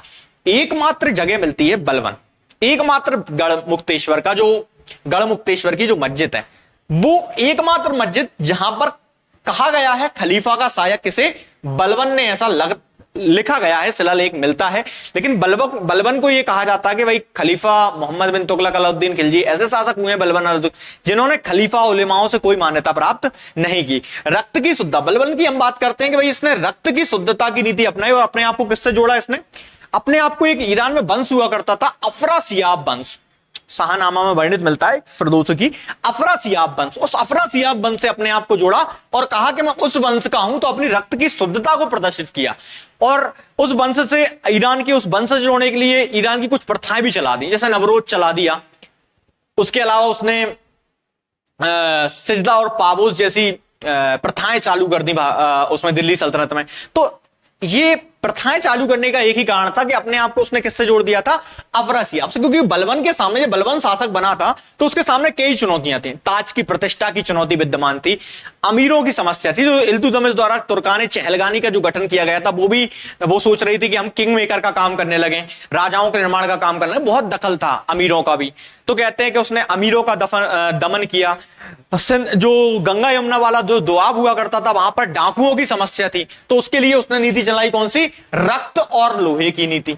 रक्त और लोहे की नीति चलाई किसने, बलबन ने। ताज की प्रतिष्ठा बढ़ाने के लिए कहते हैं कि उसने राजत्व सिद्धांत दिया और जिल्ले इलाही कहा अपने आप को, ईश्वर की चाह कहा, चाह कहा, परछाई कहा ईश्वर की। और अपने पुत्र से कहते हैं कि जो उसका पुत्र था उस पुत्र से कहा उसने कि ईश्वर में देवीय अंश विद्यमान होता है। ईश्वर में क्या, राजा में क्या होता है, देवीय, सुल्तान में देवीय अंश क्या होता है, विद्यमान। तो राजत्व सिद्धांत के दम पर अपनी प्रतिष्ठा बढ़ाने की उसने कोशिश की थी, किसने, बलबन ने। और खलीफा का सहायक घोषित किया अपने आप को, ये भी एक जगह देखने को हमें मिलता है। कौन सा सुल्तान नया धर्म चलाना चाहता था, ये एक अच्छा क्वेश्चन है कि कौन सा सुल्तान नया धर्म चलाना चाहता था किंतु उलेमाओं लोगों ने विरोध किया, इसके कारण वह नहीं चला पाया। अलाउद्दीन खिलजी के बारे में एक कहा जाता है, अलाउद्दीन खिलजी ने एक उपाधि धारण की सिकंदर शाहनी की, दूसरा सिकंदर कहा जाता है अलाउद्दीन खिलजी को। उसका जब वो शासक बना, शासक बनने के बाद पहला शासक उसने स्थायी सेना रखी। स्थायी सेना के लिए उसने बाजार पर नियंत्रण स्थापित किया। 3 प्रकार के उसने बाजार बनाए थे, कपड़ा बाजार अलग, अन्य बाजार अलग, दासों का बाजार अलग। ये 3 बाजार उसने क्या कर दिए थे, अलग अलग स्थापित कर दिए थे।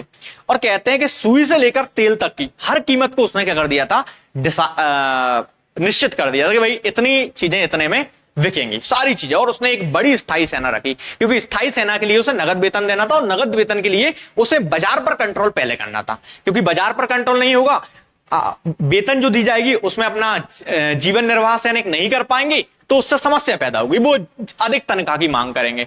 जैसे आज वर्तमान में हमारे समाज में हमारे देखने को मिलता है, हमारी जो कि तनख्वाहें कम हैं, सैलरियां कम हैं, लगातार मुद्रास्फीति बढ़ती जा रही है, इन्फ्लेशन आता जा रहा है, तो लोगों की तनख्वाह और इन्फ्लेशन में बाजार के खर्चों में मैच नहीं बैठ पा रहा है, तो उसके कारण समस्याएं पैदा हो रही हैं। तो अलाउद्दीन खिलजी ने क्या किया, आज जो हम सेना में कैंटीन वाली व्यवस्था देखते हैं, वो उस समय इसने कैंटीन वाली व्यवस्था बाजार पर नियंत्रण रख दिया। बाजार पर नियंत्रण, कई लोग अलग अलग कहते हैं, बर्नी कहते हैं कि जन कल्याण के लिए, तो कहता है कि स्थायी सेना रखने के लिए, अलग अलग बात कहते हैं। लेकिन मुद्दा यह है कि इसने क्या कहा, नया धर्म चलाना चाहता था। तो सिकंदर शाहनी की उपाधि धारण की, इसने विश्व विजय करना चाहता था। लेकिन इसका एक मित्र था, उसका नाम था अला उल मुल्क। अला उल मुल्क के कहने पर इसने विश्व विजय का ख्वाब त्याग दिया कि भाई विश्व विजय नहीं करेंगे, भारत पर ही जगह जगह विजय प्राप्त करेंगे, कोई दिक्कत नहीं है। उसने अगली बात कही कि भाई मैं अब एक अलग धर्म चला दूं, अपना एक अलग धर्म चला लेता हूं सभी धर्मों का। क्योंकि वो कहता था, उसका कहना था कि मैं जो नियम जो बनाता हूं वो प्रजा के हितों में नियम बनाता हूं, प्रजा के हित को देखकर नियम बनाता हूं। मुझे नहीं पता कि शरीयत में क्या लिखा है, कुरान में क्या लिखा है, मैं प्रजा के हितों को देखते हुए किसका निर्माण करता हूं, नियमों का निर्माण करता हूं कि भाई जिस दिन मेरी मृत्यु होगी अल्लाह मेरे साथ क्या करेगा मुझे इससे परवाह नहीं है, लेकिन मैं अपनी प्रजा को हित में देखते हुए क्या नियम बनाता हूं, ये कहा। तो इसकी इच्छा थी, इसे बताया गया कि भाई एक बहुत बड़े विद्वान है, अगर वो तुम्हारा सपोर्ट कर देंगे तो आप एक अलग धर्म स्थापित कर सकते हो। कौन विद्वान है? तो भाई इससे कहा गया कि भाई विद्वान है एक औलिया जी हैं, सूफी संत हैं। तो इन्होंने कहा कि औलिया जी को बुलवाया जाए। निजामुद्दीन औलिया आप जानते होंगे, औलिया सूफी संत थे, बुलवाया जाए। तो उनका एक शिष्य था इसके दरबार में, अमीर खुसरो, कि अमीर खुसरो बुला के ला सकता है। मित्र ने कहा कि अमीर खुसरो को भेजा जाए। अमीर खुसरो जाता है और बुलाकर लाता है, कहता है अमीर खुसरो से कि गुरुदेव आपको सुल्तान ने बुलाया। तो वो कहते हैं कि नहीं मैं नहीं आऊंगा। वापस आते हैं, वो कहते हैं कि नहीं मैं नहीं आऊंगा, मना कर रहे हैं औलिया जी। तो अलाउद्दीन खिलजी कहता है कि अपन स्वयं चलते हैं, उनसे टाइम ले लो किस समय हमें जाना है, मीटिंग ले लो। तो वो अमीर खुसरो फिर जाता है। अमीर खुसरो से वो कहते हैं कि अगर अलाउद्दीन खिलजी यहां आता है तो मेरे घर में 2 दरवाजे हैं। मेरे घर में कितने दरवाजे हैं? 2 दरवाजे। अगर वो एक दरवाजे से एंट्री करेगा सुल्तान तो मैं दूसरे दरवाजे से भाग जाऊंगा। वो मिलना नहीं चाहता था किससे? अलाउद्दीन खिलजी से मिलना नहीं चाहते थे सूफी संत औलिया जी। तो कहते हैं कि वो अलग धर्म चलाना चाहता था। कौन? अलाउद्दीन खिलजी। तो याद रखना है इस स्टोरी को थोड़ा सा, जिसके फॉर्म में आपको ये चीजें याद हो सकती हैं। तो नया धर्म चलाना चाहता था कौन? अलाउद्दीन खिलजी, याद रखना है। आगे अगली बात करते हैं भाई। अगला क्वेश्चन क्या है हमारा? 61वां क्वेश्चन। अलाउद्दीन खिलजी के प्रसिद्ध सेनापति, अलाउद्दीन खिलजी के प्रसिद्ध सेनापति किसकी मंगोलों के विरुद्ध लड़ते हुए मृत्यु हुई थी? तो याद रखना है जफर खां की लड़ते हुए मृत्यु हुई थी। प्रसिद्ध सेनापति था, इसे मंगोलों की मौत कहा जाता है। बहुत योग्य सेनापति था। मंगोलों की मौत किसे कहा जाता है? तो जफर खां को कहा जाता है। प्रसिद्ध सेनापति था उत्तर पश्चिम भारत में, इसने ही नेतृत्व किया था मंगोलों से जितनी बार लड़ाई हुई। कहते हैं कि अलाउद्दीन खिलजी के समय दिल्ली सल्तनत में सबसे ज्यादा अटैक हुए मंगोलों का, सबसे ज्यादा अटैक, सबसे ज्यादा अटैक मंगोलों किसके समय हुए? अलाउद्दीन खिलजी। लगभग अलाउद्दीन खिलजी के जो मंगोलों ने अटैक किया उनको जो रोका वो किसने रोका? जफर खान ने रोका। तो अलाउद्दीन खिलजी का जो सेनापति था मंगोलों के विरुद्ध जफर खान था, योग्य सेनापति था। इसके नुसरत खां और उल्लू खां भी सेनापति थे जो उत्तर भारत के थे। उत्तर भारत में जितने भी इसने अभियान किए उस पर नुसरत खां और उल्लू खां। कहते हैं नुसरत खां जो था वो गुजरात अभियान पर जब गया था, उस गुजरात अभियान से लौटते समय इसकी क्या हो जाती है? मृत्यु हो जाती है। सेना में ही विद्रोह हो जाता है, खुम्स को लेकर, लूटे हुए माल को लेकर क्या हो जाता है? विद्रोह हो जाता है। तो नुसरत की मृत्यु हो जाती है। फिर कई अभियान अलाउद्दीन खिलजी ने स्वयं किए, जैसे चित्तौड़ अभियान कहा जाता है जो उसने स्वयं किया। उसके अलावा हम बात करें, इसका एक और हुआ करता था मलिक काफूर। बहुत अच्छे से याद रखना है इसको। हिजड़ा हुआ करता था मलिक काफूर, और मलिक काफूर जो था वो दक्षिण अलाउद्दीन खिलजी के जितने दक्षिण अभियान हुए उनका नेतृत्व मलिक काफूर ने किया है। अलाउद्दीन खिलजी के आक्रमण के समय देवगिरी का शासक कौन था? तो देवगिरी पर अटैक किया था तब देवगिरी के शासक कौन थे? तो रामचंद्र देव थे। याद रखना है देवगिरी के शासक कौन थे? रामचंद्र देव थे।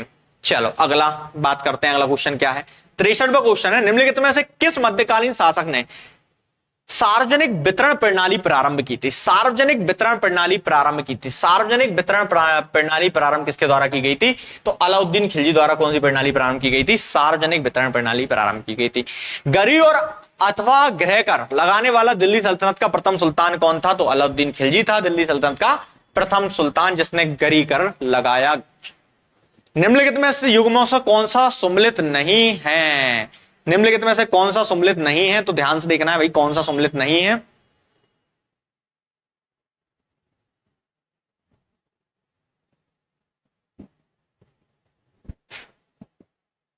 निम्नलिखित में से कौन सा सम्मिलित नहीं है? तो यहां ध्यान से देखना है निम्नलिखित में से कौन सा सम्मिलित नहीं है। देखो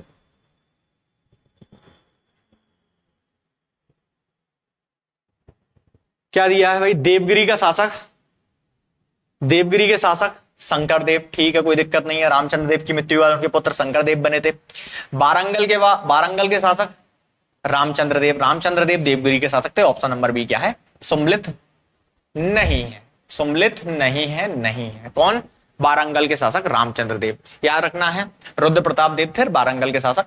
होयसल के शासक वीरवल्लभ देव थे और मदुरई के शासक पांड्य थे जब आक्रमण किया गया, पांड्य राजाओं का शासन चल रहा था। दिल्ली सल्तनत के किस शासक ने अपने आप को खलीफा घोषित किया है? तो अपने आप को खलीफा घोषित करने वाला दिल्ली सल्तनत का जो शासक था, उस शासक का नाम था मुबारक शाह खिलजी। कौन था? मुबारक शाह खिलजी, जिसने दिल्ली सल्तनत का शासक घोषित किया। अलाउद्दीन खिलजी के निम्नलिखित सेना अध्यक्षों में से कौन सा तुगलक वंश का प्रथम सुल्तान था? तो प्रथम सुल्तान था गाजी मलक, गयासुद्दीन तुगलक, गाजी मलक के नाम से जाना जाता है। अगला क्वेश्चन देखो भाई, किस वंश के सुल्तान ने सबसे अधिक समय तक देश में राज्य किया है? तो किस वंश के सुल्तानों ने? तो सबसे ज्यादा जो शासन किया है वो तुगलक वंश ने ही किया है। तुगलक वंश ने सबसे ज्यादा शासन किया है, याद रखना है भाई। जब उसने राजत्व सिद्धांत, किंगशिप प्राप्त किया, तो वह शरीयत के नियमों और आदेशों को पूर्णतः स्वतंत्रता बर्नी ने किसके बारे में कहा है? तो ये बर्नी ने लिखा है किसके बारे में? मोहम्मद बिन तुगलक के बारे में लिखा है। मूर देश का यात्री इब्न बतूता किसके शासनकाल में भारत आया था? तो इब्न बतूता मोरक्को का निवासी था, मोरक्को का यात्री था, मोरक्को से आया हुआ था। यह आया था मोहम्मद बिन तुगलक के काल में। रहला इसने एक पुस्तक लिखी है, कौन सी लिखी है? रहला नाम की एक पुस्तक लिखी है इब्न बतूता ने, याद रखना है। होली के सार्वजनिक उत्सव को भाग लेने वाले दिल्ली सल्तनत के सुल्तान का नाम तो क्या था? तो मोहम्मद बिन तुगलक दिल्ली सल्तनत का सुल्तान था, जिसने दिवाली और होली वगैरह में भाग लिया। बेरोजगारों अर्थात दिल्ली के निम्नलिखित सुल्तानों में से किसने रोजगार कार्यालय स्थापित किया? तो रोजगार कार्यालय स्थापित करने वाला शासक था फिरोज शाह तुगलक, रोजगार कार्यालय जिसने स्थापित किया। अगले क्वेश्चन की बात करते हैं। मध्यकालीन भारत के राजाओं संदर्भ निम्न में से कौन सा कथन सही है? सही कथन का पूछा गया है, ध्यान से पढ़ना है। सही कथन कौन सा है? तो सही कथन है, अलाउद्दीन खिलजी ने पहले एक अलग आर्य विभाग की स्थापना की। आर्य मतलब सैन्य विभाग। बलबन ने अपनी सेना में घोड़ों को दागने की वजह अलाउद्दीन खिलजी ने किया था ये काम। मोहम्मद बिन तुगलक के बाद दिल्ली की गद्दी पर उसके चाचा बैठे, ऐसा नहीं है। फिरोज शाह तुगलक ने गुलामों का एक अलग विभाग स्थापित किया था, दीवाने बंदगान स्थापित किया था, अलग विभाग स्थापित किया था। तो सही पूछा है, तो सही यही है, क्योंकि आर्य विभाग बलबन द्वारा बनाया गया था और सेना को दागने वाली जो प्रथा चालू की गई थी वो किसके द्वारा की गई थी? अलाउद्दीन खिलजी द्वारा की गई थी। क्वेश्चन को ध्यान से पढ़ो, आंसर निकलेगा।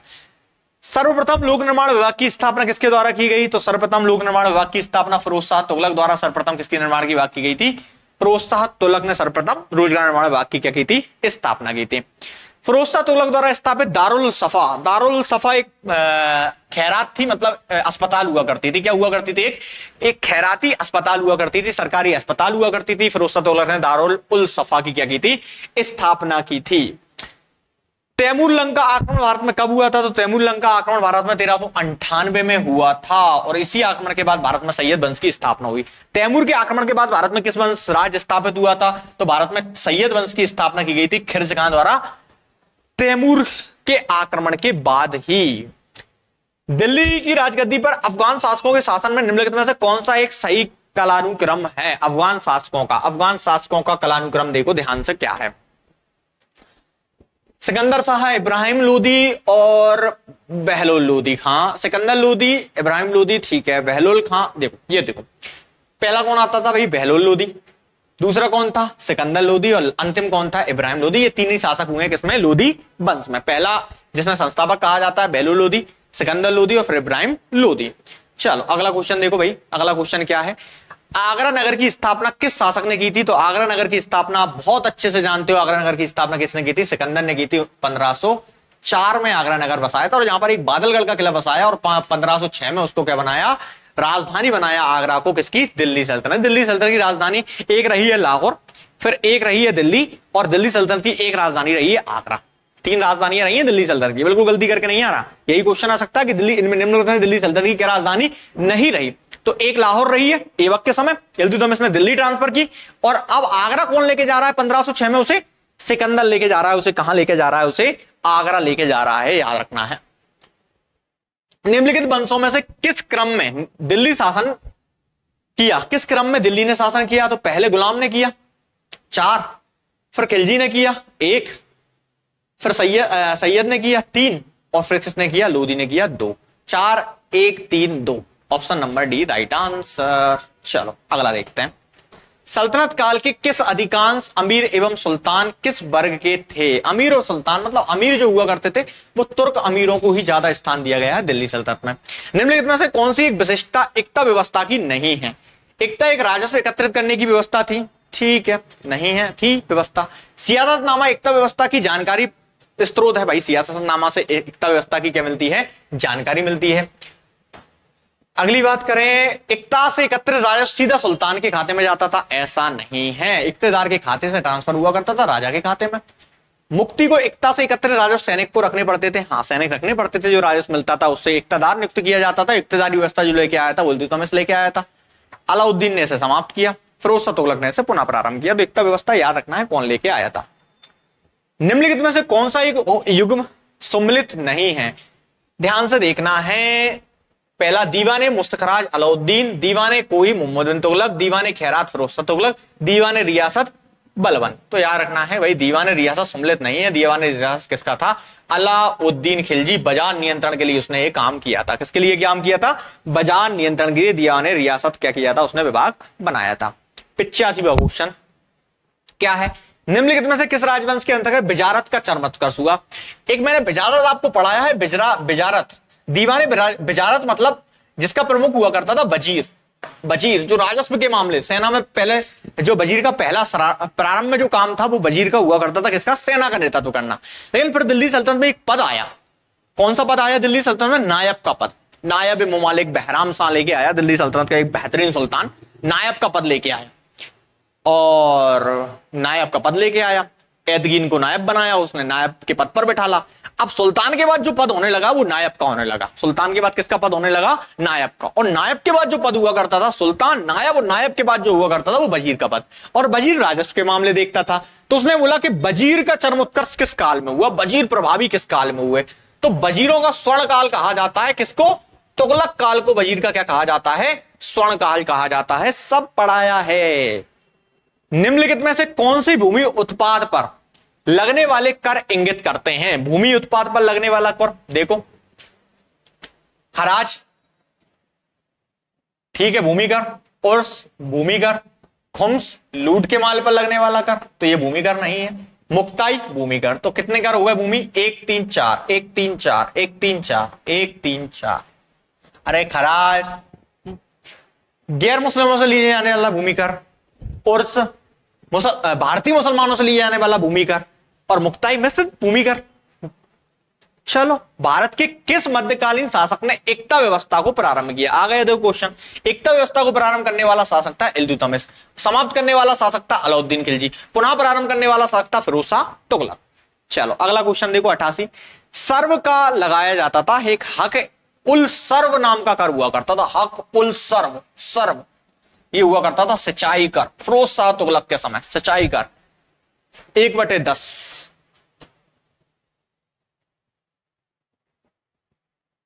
अगला देख लो भाई, जवाबियत का संबंध किससे है। जवाबियत दिल्ली सल्तनत में राज कानून से है, राज्य के कानून से है जवाबियत का संबंध, याद रखना है। सल्तनत में फवाजिल का अर्थ क्या है, तो फवाजिल का अर्थ, सल्तनत में फवाजिल का अर्थ क्या है, अभिजात वर्ग को दिया जाने वाला अतिरिक्त भुगतान, वेतन के बदले निर्धारित मालगुजारी, इक्तदारों द्वारा सरकारी खजाने में जमा की जाने वाली राशि। इक्तदारों द्वारा सरकारी खजाने में जमा की जाने वाली राशि को कहा जाता था फवाजिल। चलो आगे, निम्नलिखित में से मानव आहार नाल के एक भाग को दर्शाता है, इस भाग में कौन सी क्रिया हो रही है। ये फूड पाइप है, ठीक है, ईसोफेगस है, ईसोफेगस एलिमेंट्री कैनाल का हिस्सा है, ये स्टोमच है। अब इसमें जो क्रिया हो रही है आप जानते हैं, ये नीचे जा रहा है फूड, हमारा कहां जा रहा है, नीचे जा रहा है फूड, और ये मैंने पढ़ाया था, इस क्रिया को बोला जाता है पेरिस्टाल्सिस। क्या कहा जाता है, पेरिस्टाल्सिस कहा जाता है। क्या कहा जाता है, पेरिस्टाल्सिस वह प्रक्रिया है जिसमें जो फूड पाइप है उसमें भोजन कहा जाता है नीचे, क्योंकि जो पेशियां, हमारी जो पेशी पाई जाती है फूड पाइप में, उनमें पहले सिकुड़न होता है फिर शीतलन होता है, ऐसे करके, यानी सिकुड़ती हैं और फैलती हैं, सिकुड़ती हैं और फैलती हैं। इस प्रकार सुकड़ देगी तो नीचे सरक जाएगा ये पदार्थ, देखो यहाँ ये फैली, अब ये जैसे ही सुकड़ेगी तो ये पुश होगा कहां की ओर, नीचे की ओर, यहां पहुंचेगा। इस प्रकार ये कहां पहुंचता है, हमारे स्टोमच में पहुंचता है क्या, हमारा भोजन। तो ये ऑप्शन ध्यान से देखो भाई, ऑप्शंस क्या दिए गए हैं। मौजूदा एंजाइमों का कारण क्रमकुंचन हो रहा है, एंजाइम होते ही नहीं है, याद रखना है। फूड पाइप जो ईसोफेगस है उसमें कोई एंजाइम नहीं होता, पूरे एलिमेंट्री कैनाल में, आहार नाल में एकमात्र हिस्सा है जहां कोई पाचन नहीं होता, वो कौन सा है भाई? वो कौन सा है? हमारा फूड पाइप है। लैबरद्ध संकुचन और पेशीय भित्तियों के शीतलन के कारण क्रमकुंचन। ठीक है, इसके बाद देखो अगला कुछ ऑप्शंस क्या है भाई? लैबरद्ध संकुचन और संकुचन और पेशी भित्तियों के शीतलन के कारण पाचन। लैबरद्ध संकुचन, लैबरद्ध नहीं हो रहा, कैसा हो रहा है? लैबरद्ध हो रहा है, लय में हो रहा है, तो याद रखना है लैबरद्ध संकुचन और पेशी भित्तियों के मध्य शीतलन कारण क्रमकुंचन। क्योंकि जो हमारा क्रमकुंचन मतलब होता है पेरिस्टालसिस मतलब ये फूड पाइप है, ये सिकुड़ेगा जिसके कारण नीचे पुश होगा और यहां का हिस्सा फैलेगा, फिर नीचे पुश होगा, इस कारण हम कहां पहुंच जाएगा? स्टमक में पहुंच जाता है। तो लैबरद्ध संकुचन और पेशी भित्तियों के शीतलन के कारण क्रमकुंचन होता है। बात क्लियर है? चलो, निम्नलिखित में से कौन सा पाचक एंजाइम लार में पाया जाता है? लार में जो एंजाइम पाए जाते हैं, टाइलिन पाया जाता है, एमाइलेज पाया जाता है, तो याद रखना है कौन सा पाया जाता है? एमाइलेज पाया जाता है। कार्बोहाइड्रेट का पाचन करता है भाई लार में, तो याद रखना मुख से ही प्रारंभ हो जाता है कार्बोहाइड्रेट का पाचन। सबसे पहले कार्बोहाइड्रेट का पाचन, फिर प्रोटीन का, फिर वसा का पाचन होता है। अगला क्वेश्चन देखें, जठर रस में डूबने पर पीएच पेपर का रंग कैसा हो जाता है? जठर रस जो होता है, जठर रस जो होता है वो कैसा होता है भाई? अम्लीय होता है। जठर रस जो होता है वो कैसा होता है? अम्लीय। जब हम उसे पीएच पेपर पर किसी अम्लीय चीज को गिराते हैं तो वो कैसी हो जाती है? लाल हो जाती है। तो याद रखना है कैसा हो जाता है? लाल हो जाता है। भोजन के पाचन की प्रक्रिया के दौरान होने वाले ऊर्जा परिवर्तन के प्रकार को बताइए। तो भोजन के दौरान ऊर्जा परिवर्तन क्या होता है भाई? रासायनिक ऊर्जा है, रासायनिक ऊर्जा किसमें पर परिवर्तित हो जाती है? ऊष्मा ऊर्जा में क्या हो जाती है? परिवर्तित। अरे प्रकाश ऊर्जा में क्या होगी? प्रकाश पैदा करते हो तुम, क्या पैदा करते हो? ऊष्मा ही पैदा करते हो, कैलोरी, तो ऊष्मा ऊर्जा में परिवर्तित हो जाती है रासायनिक ऊर्जा। अरे यार, C6H12O6 ऑक्सीजन की उपस्थिति में क्या बनेगा? H2O CO2 और क्या? ATP के फॉर्म में ऊर्जा। तो ऊर्जा ही तो बन रही है, क्या बन रही है? ऊर्जा, रासायनिक ऊर्जा, रासायनिक प्रक्रिया हो रही है। और क्या चाहिए तुम्हें? अब जान ले लो। मानव शरीर में पाई जाने वाली सबसे बड़ी संधि कौन सी होती है? मानव शरीर में पाई जाने वाली सबसे बड़ी संधि कौन सी होती है? मानव शरीर में पाई जाने वाली सबसे बड़ी संधि होती है जानु संधि, पटेला की संधि। आगे बात करें अगली संधि की। अस्थि कोशिकाएं एक हार्ड मैट्रिक्स में अतः स्थापित होती हैं जो बना होता है। अस्थि कोशिकाएं कैल्शियम और फॉस्फेट का बना होता है, याद रखना है C और P। मायोसिन और एक्टिन क्या है? मायोसिन एक्टिन एक प्रोटीन है जो मांसपेशियों में पाए जाते हैं। ये किसमें पाए जाते हैं? मांसपेशियों में पाए जाते हैं। किस व्यक्ति के पाचन तंत्र की जांच करने के लिए इस्तेमाल किए जाने वाला यंत्र क्या कहलाता है? पाचन तंत्र की जांच करना है तो इंडोस्कोप डाल दो। क्या डाल दो? इंडोस्कोप। गले से डाला जाता है ना इंडोस्कोप। बात क्लियर है? चलो आगे देखते हैं। 29 हड्डियां हैं मानव शरीर में। कितनी हड्डियां हैं? 29 हड्डियां। अब ये 29 हड्डियां किस किस से मिलकर बनी है? आप जानते हो कि हमारा जो कपाल है, कपाल में कितनी हड्डियां होती हैं? 8 हड्डियां। कौन कौन सी? Frontal, temporal, occipital, sphenoid, temporal, sphenoid और एथोमोइड। ये क्या होती हैं? 8 हड्डियां होती हैं। टेम्पोरल और पैराटाइडल कितनी होती हैं? 2-2 होती हैं। बाकी सब कितनी होती हैं? 1-1 होती हैं। इस प्रकार हमारे कितनी होती हैं? कपाल में 8 हड्डियां होती हैं। चेहरे में कितनी होती हैं? 14 हड्डियां होती हैं। चेहरे में कितनी होती हैं? 14 हड्डियां। लैक्रिमल, 2 आंखों में जो चिक्स की हड्डी होती हैं, जाइगोमेटिक बोलते हैं। गाल की होती है, मैक्सिला बोलते हैं। जबड़े की होती है, मैंडिबल बोलते हैं। नाक में 7 होती है, नासल बोलते हैं। बाकी अलावा नाक में कितनी होती है? 7 होती है। याद रखना है, अंदर की साइड होती है ना। 14 हड्डियां होती हैं किसमें? चेहरे में। कान में कितनी होती हैं? तो कान में 6 हड्डियां होती हैं। कान में कितनी होती हैं? 6 हड्डियां होती हैं। याद रखना है। आगे बात करें कटियस्थि। कटियस्थि मतलब वो बोल रहा है किसकी अस्थि की बात कर रहा है? वो हायोड अस्थि की बात कर रहा है। तो कितनी होती है? 1 होती है। फांसी के टाइम टूट जाती है, क्योंकि हमारी फांसी के टाइम हायोड हड्डी से ही जुड़ा होता है हमारा क्या? जीभ। और जैसे ही फांसी लगती है तो जीभ कहां जाती है? बाहर। और हायोड हड्डी टूटने से हमारी क्या हो जाती है? मृत्यु हो जाती है। तो टोटल जो हड्डियां होती है, माथे में 8, चेहरे में 14, कान में 6 और हायोड हड्डी 1। कान में 3 होती है। याद रखना है ना। कान में कितनी होती है? 3। मेलियस, स्टेपस और इनकस। स्टेपस शरीर की सबसे छोटी हड्डी होती है। बात क्लियर है? सब पढ़ाया है ना। अगला क्वेश्चन देख लो। दस्तर बंदगान कौन कहलाते थे? दस्तर बंदगान कौन कहलाते थे? तो कौन कहलाते थे? उलेमा कहलाते थे। कौन कहलाते थे? उलेमा कहलाते थे। ये आपके क्वेश्चन खत्म होते हैं। जो क्वेश्चन थे 100, लगभग 100 नहीं, कुछ क्वेश्चन गलत थे लगभग, जैसे 84 24वां क्वेश्चन इसमें था नहीं, 84 भी था नहीं और 13 का ऑप्शन था नहीं। इस प्रकार 97 क्वेश्चन थे। आप एनालिसिस कर सकते हो कि आपके 97 में से कितने क्वेश्चन सही होने की संभावना है, कितने हो सकते थे, संभावना कितनी हो सकते हैं। जो यूट्यूब पर इसे देख रहे हैं, बाकी क्लास में जो आते हैं वो चेक कर लें अपने 97 में से कितने आपके सही हैं। मेरे अनुसार अगर 97 में से किसी के भी 80+ सही है तो वो सही दिशा में जा रहा है। बात क्लियर है। मिलते हैं नेक्स्ट वीडियो में। धन्यवाद।